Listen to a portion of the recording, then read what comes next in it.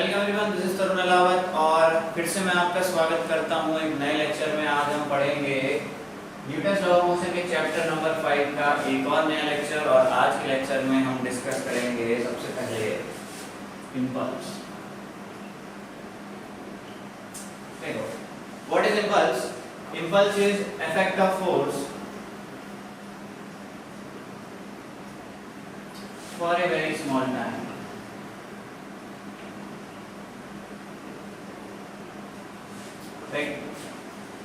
Impulse क्या होता है? Effect of force for a very small time. इसके कुछ एग्जांपल्स अगर हम लें, फॉर एग्जांपल मैं किसी चीज को अगर हिट करता हूं, है ना, फॉर एग्जांपल मैं इस बोर्ड को हिट करता हूं, राइट?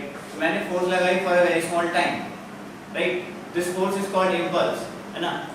एक्सीडेंट जो होते हैं ना, कोलिजन्स आर impulsive, यानी कि जहां फोर्स लगती है for a very small time, that is called impulsive force, that is called impulse, right?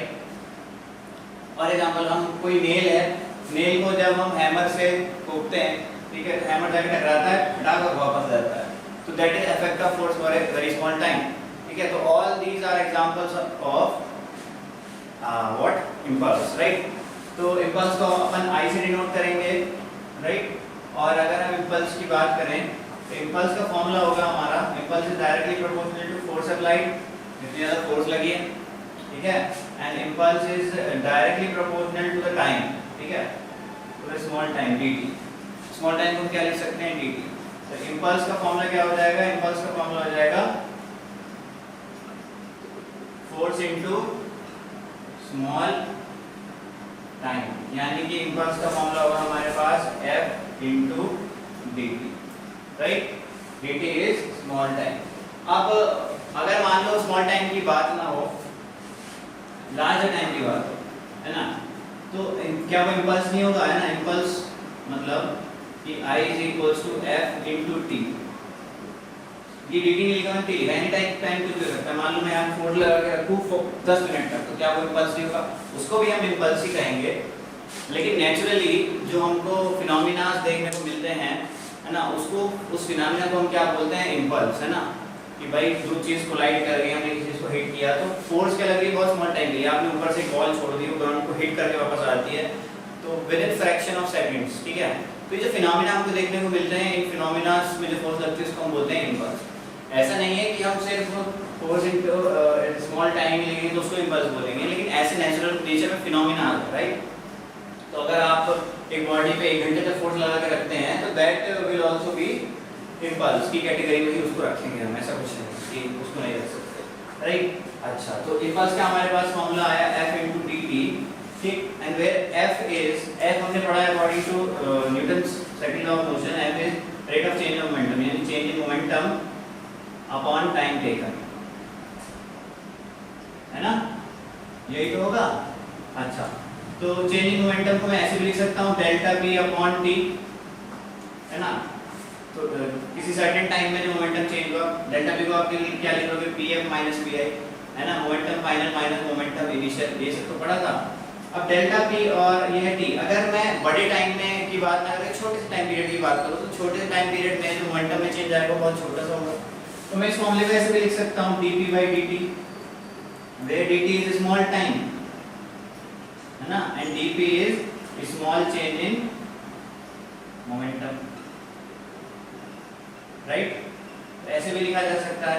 तो यहाँ पे देखो फोर्स के फॉर्मूले को मैं क्या लिख सकता हूँ? I is equals to dp by dt लिख सकता हूँ कि नहीं? और dt यहाँ है, ठीक। तो इंपल्स का मेरे पास फॉर्मूला क्या है? Impulse is equals to change in momentum. तो इंपल्स का एक और फॉर्मूला जो मैं यूज कर सकता हूँ वो है impulse is equals to dp, यानी कि impulse is equals to delta p भी लिख सकता हूँ इसको। Impulse is equals to change in momentum, right? तो इंपल्स का हमारे पास एक फॉर्मूला ये होगा चेंज इन मोमेंटम, और इंपल्स का हमारे पास एक फॉर्मूला ये होगा फोर्स इनटू स्मॉल टाइम। तो हमारे पास दो फॉर्मूले इंपल्स के हैं। तो क्या होता है, देखो, अगर आप न्यूटन्स सेकंड लॉ की बात करो, तो उसमें क्या होता है? मोमेंटम चेंज हो रहा है, मान लो बॉडी कोलाइड कर रही है और मोमेंटम चेंज हो गया, लेकिन टाइम पीरियड इतना स्मॉल होता है उसके बारे में हम पता नहीं कर सकते हैं, राइट?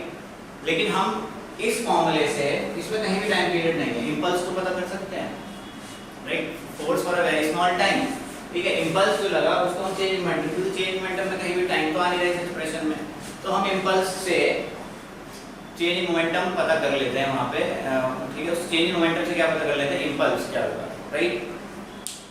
ओके चलिए, तो अब इम्पल्स पे 2-4 क्वेश्चन करते हैं।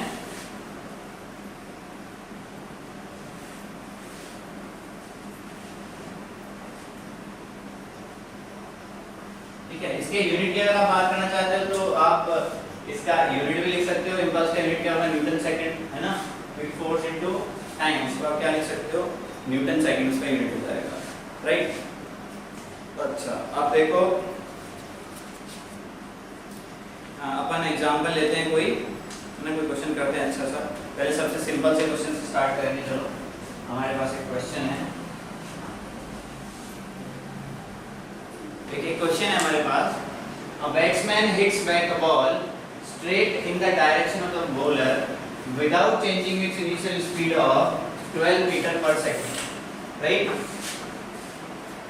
उसके बाद क्या बोला है, if mass of the ball is 0.15 kg determine the impulse imparted to the ball, ठीक है।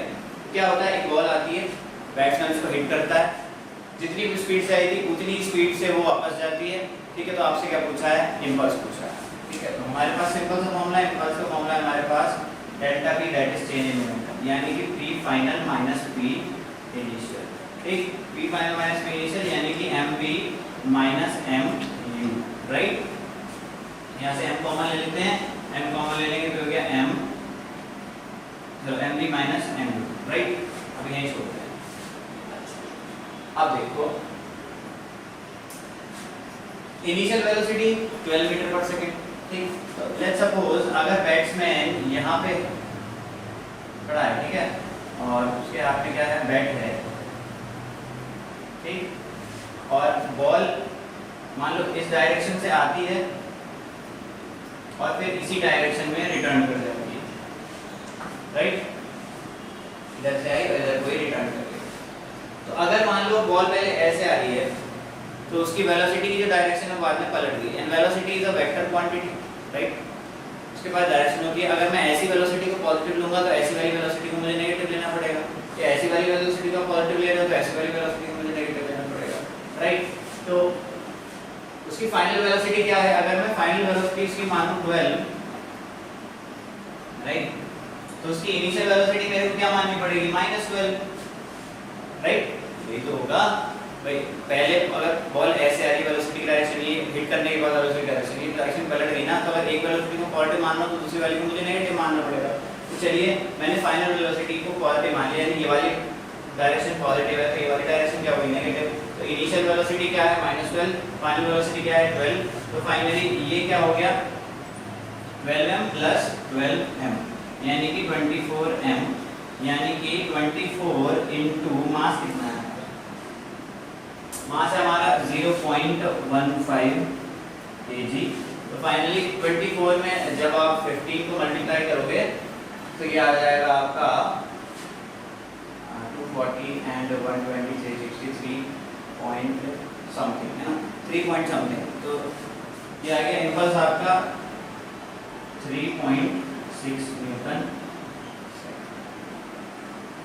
कितना इजी क्वेश्चन था ये, राइट। और किसी तरीके से अगर हम ये पता कर लें कि मान लो हमारे पास एक मशीन है, वो ये पता कर लेती है कि टाइम कितना लगा dt इसको चेंज होने में, तो हम फोर्स भी पता कर सकते हैं, राइट।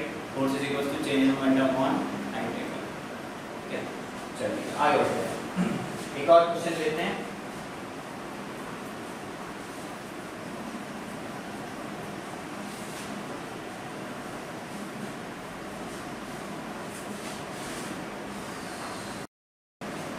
चलिए तो हमारे पास क्वेश्चन है, अ rubber ball of mass 50 kg falls from a height of 1 meter and rebounds to a height of 0.5 meter.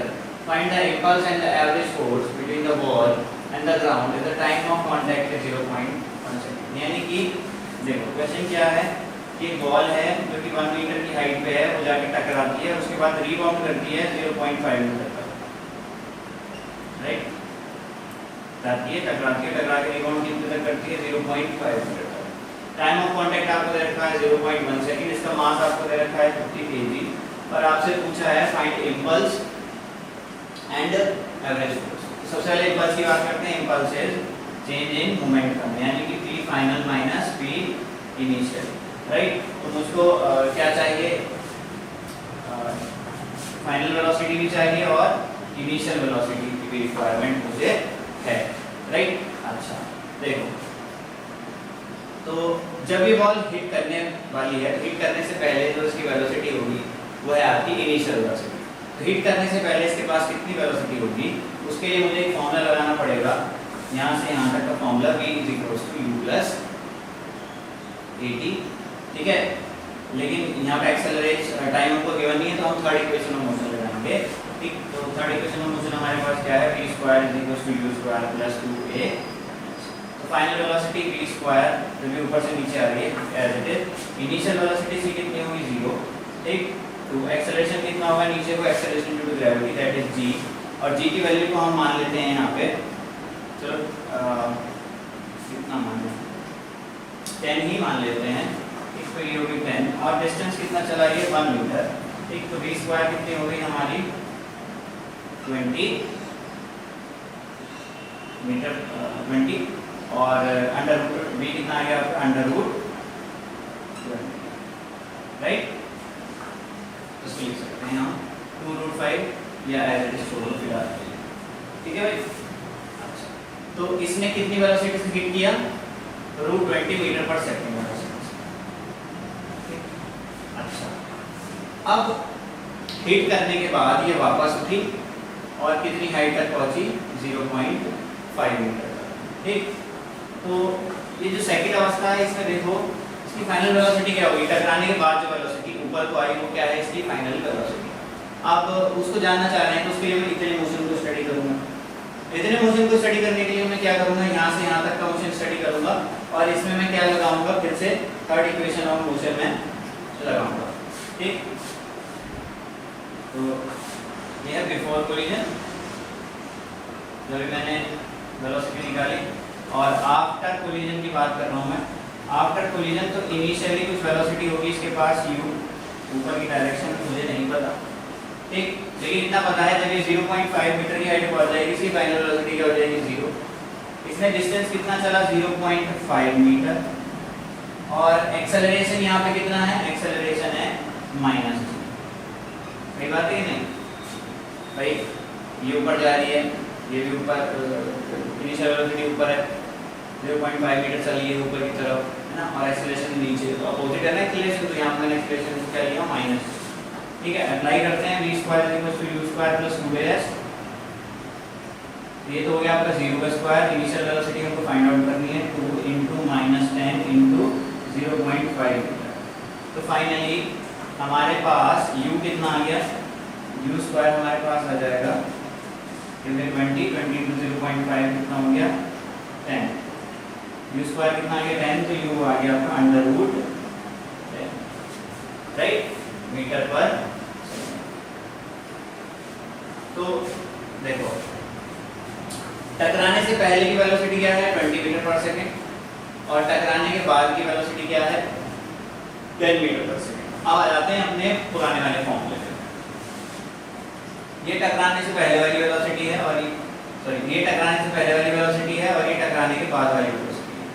इसमें कंफ्यूज मत हो जाना, यहाँ मैं v लिख रखा है या नहीं लिख रखा है, वो तो मैंने इक्वेशन लगाई है कंडीशन के हिसाब से। पहली कंडीशन में मैंने ये इक्वेशन लगाई, पहली इक्वेशन इस कंडीशन के लिए लगाई है, दूसरी इक्वेशन मैंने इस कंडीशन के लिए लगाई है। लेकिन यहाँ से मैंने, यहाँ फाइनल वेलोसिटी क्या है इस मोशन में, ये v, और यहाँ के मोशन में ये वाले ऊपर जाने की वेलोसिटी क्या है u। लेकिन अगर आप फिर वापस आ रहे हो इस वाले क्वेश्चन में, तो ये क्या है u टकराने से पहले की वेलोसिटी, और ये क्या है टकराने के बाद की वेलोसिटी। तो टकराने से पहले की वेलोसिटी कितनी है मेरे पास, 20 मीटर पर सेकंड, तो मैं लिख देता हूँ, ये हो जाएगा आपका m, और टकराने के बाद की कितनी है √10, और टकराने से पहले की आपकी कितनी है √12, राइट। तो इम्पल्स आ जाएगा मेरे पास, मास मुझे कितना दे रखा है 50 kg, तो लिख देते हैं 50 हमारा कॉमन आ गया, अंदर बचा √10 माइनस √20, इनकी वैल्यूज को हम पुट कर सकते हैं, है ना। √10 हो जाएगा आपका देखो 50 रूट 10 को भी अगर आप कॉमन ले लो तो आ जाएगा 1 माइनस रूट 2। इस तरीके से हम इसको सॉल्व कर लेंगे। तो फाइनली सॉल्व करने के बाद हमारे पास क्या आएगा, हमारे पास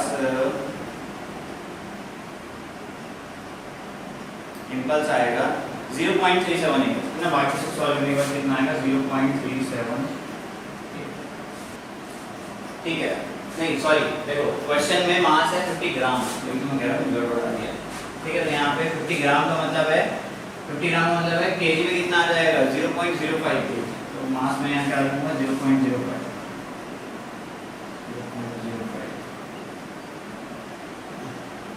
और आ जाएगा 0.378।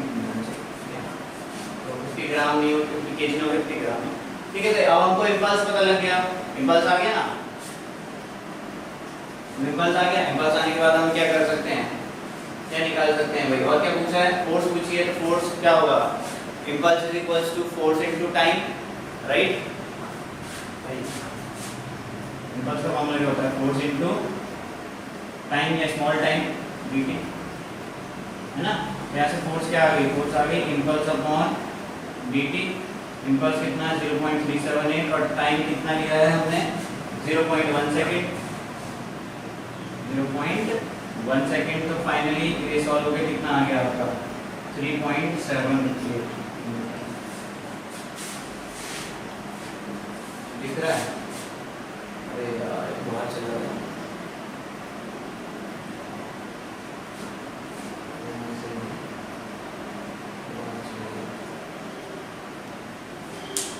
तो 1 मिनट, क्योंकि ये कैमरा से बाहर हो गया, एक बार आपको दिखा देता हूँ इसको ठीक करके ना, उसको नोट कर लेना।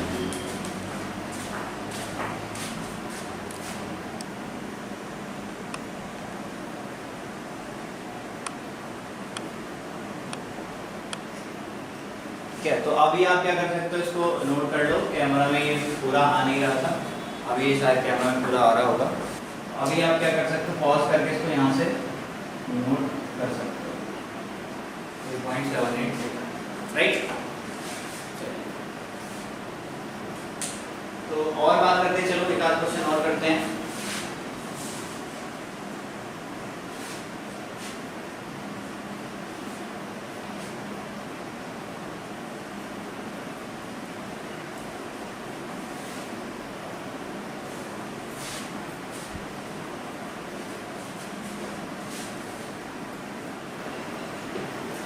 चलिए भाई, एक क्वेश्चन है हमारे पास बहुत अच्छा, ठीक, इस क्वेश्चन के बारे में डिस्कस करते हैं। देखो, a ball moving with a momentum of 5 kg per second strikes against a wall at an angle of 45 degree, right?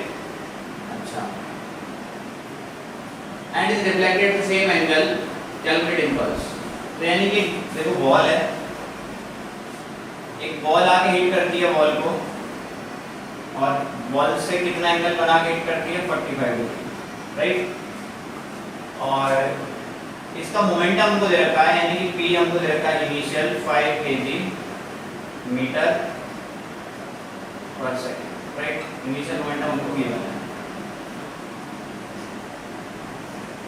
अच्छा, उसके बाद हिट करने के बाद उतने ही एंगल पे रिफ्लेक्ट हो जाती है, यानी 45 डिग्री पे ही रिफ्लेक्ट होके चली गई है।